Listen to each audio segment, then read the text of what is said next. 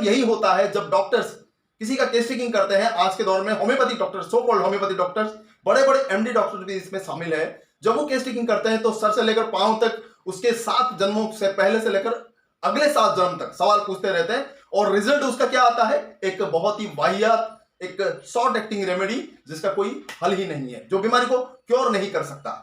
तो इससे बेहतर होगा आप एक बहुत ही इंपॉर्टेंट चीज के बारे में बात करें, सिर्फ पिकुलियर कैरेक्टरिस्टिक अनकॉमन सिम्टम के बारे में पूछे जो उसको ज्यादा परेशान कर रहा है और वो हाई इंटेंसिटी में है, अबनॉर्मल है उस पेशेंट के लिए, बस उसके बारे में बात करें और उसी संदर्भ में आप केस टेकिंग करें और उसका रिपोर्टराइजेशन करें, एनालिसिस करें और फाइनल एक बहुत बढ़िया दवाई का सिलेक्शन करें। चाहे आप उसको 200 में दें या 1 में दें, लेकिन वो दवाई सही रहेगी तो न्यू सिम्टम्स नहीं आएगा। इस चीज के बारे में हमेशा ख्याल रखें। ये चीजें आपको कोई नहीं बताएगा दोस्तों, बहुत ही ये रहस्यमय चीजें हैं। होम्योपैथी के फील्ड में अगर आप काम कर रहे हैं, अगर आप दवा खा रहे हैं, तो इन चीजों के बारे में जानना आपको बहुत जरूरी है दोस्तों, तभी जाकर आप सही चीजों का एनालिसिस कर पाएंगे और जो भी होम्योपैथी दवाई खाएंगे फटाफट काम करेगा। वरना ऐसे तो कई गुजरे हुए हैं जो कि कंपनी मेडिसिन के बारे में सिर्फ बता बताकर लोगों का लूट रहे हैं। नमस्कार, मैं डॉक्टर संतोष आपका स्वागत करता हूं। क्या आप जानते हैं जब दवा अप्लाई करने के बाद न्यू सिम्टम्स सामने आए, आपने एक प्रॉपर केस टेकिंग किया, एक पेशेंट को दवा दिया, वो दवा लेने के बाद उसका जो पुराने बीमारी था वो तो ठीक नहीं हुआ, लेकिन कुछ नए सिम्टम्स उसके सामने आए। वो पेशेंट दौड़ भाग कर आपके साथ आया और बोला कि सर आपने तो मुझे ये सिम्टम के लिए दवा दिया था, मुझे ये फलाना नया सिम्टम आ गया, क्या करें। बहुत ही हैरान कर देने वाली बात है। ऐसे अक्सर केसेस आते हैं आपके और हमारे पास, जब क्लिनिक में हम किसी को दवाइयाँ देते हैं, बहुत सारे बार ऐसा होता है, तो वहां पर हम चौंक जाते हैं कि क्या करें, अरे भाई ये नया सिम्टम क्यों आ गया। हम कहीं पर उसको समझा बुझाकर ये बोल देते कि नहीं तुम्हें ये तो नया बीमारी हुई है, किसी और कारणवश हुआ होगा, लेकिन असलियत में ये उस दवाई के कारण हो सकता है जो पहली बार आपने उसको दिया, और हो सकता है वो गलत दवाई था। इसी बेसिस पे डॉक्टर जेम्स क्लर्क कैंट ने अपने 10वें ऑब्जर्वेशन के बारे में बात किया है। 10th ऑब्जर्वेशन जो हमारा सीरीज चल रहा था हमारा इस नए चैनल डॉक्टर संतोष हेल्थकेयर इंटरनेशनल पे, तो बात करेंगे 10th observation. James clerk cantt ये कहते हैं कि new symptoms arise after giving the remedy. मान लो फॉर एन एग्जांपल आपने सर्दी, जुकाम, खांसी और चेस्ट इन्फेक्शन के लिए किसी के केस टेकिंग करने के बाद काली आयोड दिया।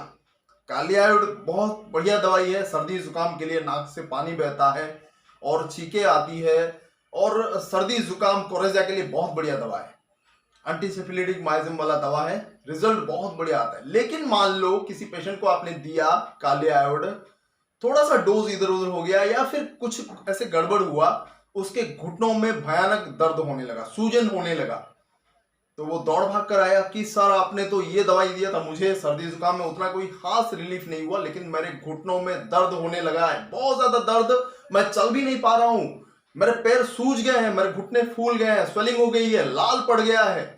आपने सोचा कि अरे भाई ये क्या हो गया, हाँ अरे ये तो काली आयोड का लक्षण है, उसमें आ गया ये काली आयोड का लक्षण, ये क्यों हुआ। आप घबराहट में पड़ जाते हैं, अफसोस में पड़ जाते हैं कि क्यों ऐसे हुआ, क्या करें उस हालात में, हम क्या करें, ये सोच के आप घबरा जाते हैं, उसको कुछ इधर उधर का मेडिसिन देकर भेज देते हैं और आप उस पर रिसर्च करने लग जाते हैं।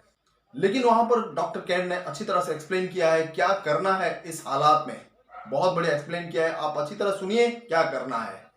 तो ये हो सकता है कि जब आपने प्रेस्क्राइब किया उस दवाई को, वो गलत हो सकता है, सही हो सकता है। पहले हम देख लेते हैं गलत कैसे हो सकता है। जब दवा आपने प्रेस्क्राइब किया और नया सिम्टम्स आया, अगर दवा सिलेक्शन प्रॉपर प्रोसेस में नहीं हुआ, सिमिलिमम में नहीं हुआ, सिमिलर सिम्टम्स आपने देख के नहीं दिया, तो वहां एग्रावेशन हो सकता है या फिर ड्रग प्रूविंग हो सकता है, और काली आयोड का जो लक्षण उसमें नहीं था वो आ सकता है, जैसे कि घुटनों का सूजन आ जाना, वो उसमें नहीं था, वो आ सकता है। लेकिन कभी कभी प्रेस्क्राइब आपने किया वो सही भी हो सकता है, फिर भी नया सिम्टम्स आ सकता है। कैसे? ऐसे कि पेशेंट हो सकता है पहली बार जब आपको केस टेकिंग के दौरान वो सिम्टम्स अपना डिटेल में बयान करता हो, वो ये वाला चीज भूल गया हो, ठीक है। घुटनों के दर्द वाला सिम्टम अगर वो पहले जो केस टेकिंग आपने किया वहां पर उसके अगर याद नहीं रहा, वो भूल गया, तो आप उसको ये पूछकर कंफर्म कर सकते हैं कि जब केस टेकिंग किया था तब उस वक्त तुम्हारा ये घुटनों का दर्द था क्या। तो उस वक्त जब वो पेशेंट बोलेगा कि हाँ मुझे थोड़ा थोड़ा घुटनों में दर्द था लेकिन वो इस हद तक मुझे याद नहीं था, मैं भूल गया था, तो उस वक्त आप ये सोच लेना कि हाँ ये पुराना ही सिम्टम है, लेकिन पेशेंट क्योंकि भूल गया था, ये मेरी गलती नहीं है, मेरे केस टेकिंग की गलती नहीं है, ये पेशेंट की गलती है। इस तरह से भी नया सिम्टम आ सकता है। लेकिन अगर पेशेंट बोले कि नहीं मुझे पहले ये सिम्टम नहीं था, अभी आपके दवाई देने के बाद ये सिम्टम आया है, तो वहां पर डॉक्टर को ये सोचना चाहिए कि हाँ उसके केस टेकिंग में कोई गड़बड़ हुआ है, दवा के सिलेक्शन में कोई गड़बड़ हुआ है, इसीलिए वो नया सिम्टम आया है, चाहे वो ड्रग प्रूविंग के कारण हो या फिर कुछ और प्रॉब्लम के कारण हो। तो वहां पर उसको क्या करना चाहिए, जब डॉक्टर की गलती हो तो उसको फिर से और एक बार अच्छी तरह से केस टेकिंग करना है और पेशेंट को पूछना है अच्छी तरह, उसके जो जो पिकुलियर कैरेक्टरिस्टिक अनकॉमन सिम्टम्स उसको पूछना है जो हायर इंटेंसिटी में उसको हो रहा है। ऐसा नहीं है कि उसके पूरे 7 जन्मों का सवाल उसको पूछे, इधर उधर का सवाल पूछे, ये हमारे लिए जरूरी नहीं है। जो पेशेंट का हायर इंटेंसिटी में प्रॉब्लम है और जो उसको बहुत ज्यादा तंग कर रहा है, बहुत ज्यादा परेशान कर रहा है, जो जो सिम्टम्स, वो सिर्फ आपको पूछना है, बोलते हैं उसको कैरेक्टरिस्टिक पिकुलियर अनकॉमन सिम्टम्स, ताकि आप एक सही दवाई का सिलेक्शन कर सकें। प्रॉब्लम यही होता है जब डॉक्टर्स किसी का केस टेकिंग करते हैं। आज के दौर में homeopathy doctors, so called homeopathy doctors, बड़े बड़े एमडी डॉक्टर्स भी इसमें शामिल है। जब वो केस टेकिंग करते हैं तो सर से लेकर पांव तक उसके 7 जन्मों से पहले से लेकर अगले 7 जन्म तक सवाल पूछते रहते हैं और रिजल्ट उसका क्या आता है, एक बहुत ही वाहियात, एक शॉर्ट एक्टिंग रेमेडी जिसका कोई हल ही नहीं है, जो बीमारी को क्योर नहीं कर सकता। तो इससे बेहतर होगा आप एक बहुत ही इंपॉर्टेंट चीज के बारे में बात करें, सिर्फ पिकुलियर कैरेक्टरिस्टिक अनकॉमन सिम्टम के बारे में पूछे जो उसको ज्यादा परेशान कर रहा है और वो हायर इंटेंसिटी में है, अबनॉर्मल है उस पेशेंट के लिए, बस उसके बारे में बात करें और उसी संदर्भ में आप केस टेकिंग करें और उसका रिपोर्टराइजेशन करें, एनालिसिस करें और फाइनल एक बहुत बढ़िया दवाई का सिलेक्शन करें। चाहे आप उसको 200 में दे या 1 ml में दे, लेकिन वो दवाई सही रहेगी तो न्यू सिम्टम्स नहीं आएगा। इस चीज के बारे में हमेशा ख्याल रखें। ये चीजें आपको कोई नहीं बताएगा दोस्तों, बहुत ही ये रहस्यमय चीजें हैं। होम्योपैथी के फील्ड में अगर आप काम कर रहे हैं, अगर आप दवा खा रहे हैं, तो इन चीजों के बारे में जानना आपको बहुत जरूरी है दोस्तों, तभी जाकर आप सही चीजों का एनालिसिस कर पाएंगे और जो भी होम्योपैथी दवाई खाएंगे फटाफट काम करेगा। वरना ऐसे तो कई गुजरे हुए हैं जो कि कंपनी मेडिसिन के बारे में सिर्फ बता कर लोगों का लूट रहे हैं। उसके बारे में हमें कुछ नहीं बोलना है, वो अपना बढ़ाते रहे और हम अपना जो ओरिजिनल होम्योपैथी है उसके बारे में बढ़ाते रहे। तो अगर आप हमारे साथ ये चीज आगे बढ़ाना चाहते हैं तो जरूर इसको सब्सक्राइब करें, शेयर करें अपने दोस्तों के साथ, और जिनको भी ये प्रॉब्लम है उनको जरूर बोलें कि इस तरह से फॉलो करें।